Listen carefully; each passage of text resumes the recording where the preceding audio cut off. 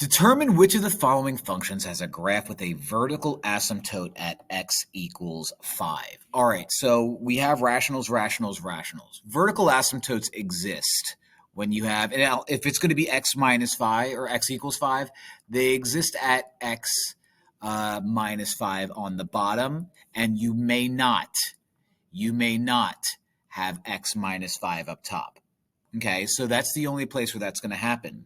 A says x minus 5 over x squared minus 25, which is x plus 5, x minus 5. Oh, look, an x minus 5 on the top. Can't be a 1. Okay? 2 is x over x squared minus 25, so x over x plus 5, x minus 5. So there's an x minus 5 in the bottom and no x minus 5 on top. So 2 seems to do the job.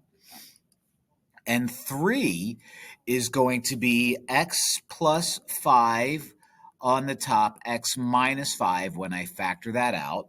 And on the bottom, you have x minus 5, x minus 5.